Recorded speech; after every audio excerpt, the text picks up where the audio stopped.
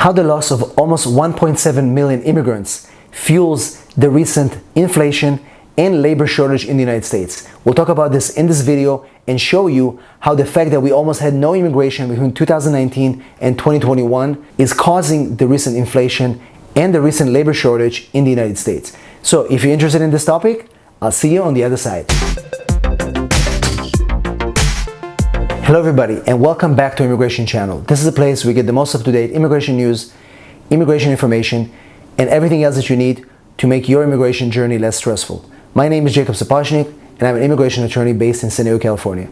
And I help clients in all 50 states and all over the world. In this video, we'll talk about how the fact that we barely had any immigration between 2019 and 2021 impacting the current economy, the current labor shortage, and inflation. And also we'll talk about what it's going to look like in the future as trends are changing in immigration. Before we do that, if you're here for the first time, make sure you subscribe to our channel, click the notification bell so you don't miss any of our videos, and also give us a big like so YouTube will be able to show this video to more people just like you. So from 2019 to 2021, we barely had any immigration to the United States. And you know why? All the restrictions, all the difficulties that the government made actually on allowing immigrants to move here, visa restriction, case denials, all these led to very few people interested in actually moving to the United States.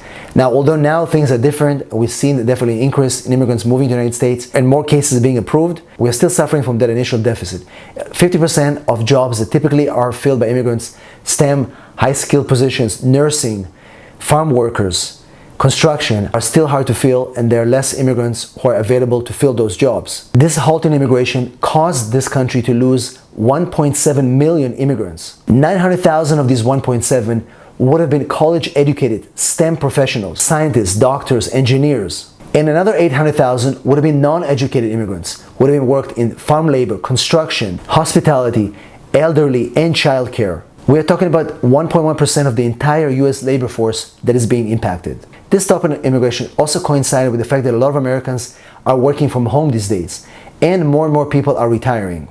It's all happening at the same time in a way. According to the Bureau of Labor Statistics from July of 2022, there were more than 10 million jobs unfilled in the United States. In way of comparison, before COVID, that number was only 6 million. Let's talk about backlogs and delays in the immigration system. These backlogs and delays, they're going back 5 years, even before COVID, significantly impacted what's happening today.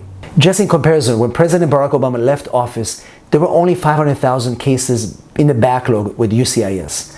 During the Trump administration, when Trump left office, there were more than 1.5 million cases in backlog pending adjudication with no foresight as to how they're going to be resolved. We know that these backlogs can be fixed through a comprehensive immigration reform, allowing certain immigrants who are already in the United States to get work authorizations and join the workforce without being afraid. As you can see, immigration and immigrants being able to be part of the workforce, and again, why immigration reform is so important, is showing you the impact on the US labor force. If you look at this chart here, you can see the difference between the US workforce without immigrants and the US labor force with immigrants. Quite a big difference.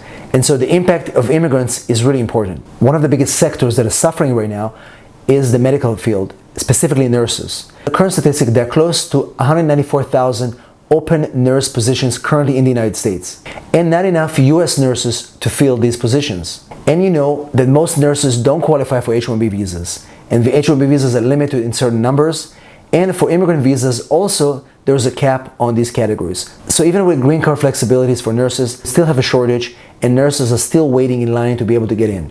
That has to change. The bottom line is that the reason I'm making this video is it's important to look at the reality. The reality is that the immigration system in the United States has been severely impacted in the past few years with COVID, the Trump administration, and many restrictions. And as a result, there are many industries that are lacking skilled professionals, no US citizens who are able to fill those jobs, and those jobs are sitting waiting. Therefore, we need to reform our immigration system. We need to open up the doors to allow more nurses to be able to come in here, more skilled workers. And we have a lot of people already here. We have over 11 million undocumented immigrants. Many of them are very skilled. Many of them are quite educated, who are not able to join the labor force legally. That has to change with comprehensive immigration reform. So, let me know what you think in the comments. I'd love to see what you think about this. And if you have any suggestions, post them in the comments below. We know the government is also watching our videos, as you know. Once again, thanks for watching, and I'll see you on our next video.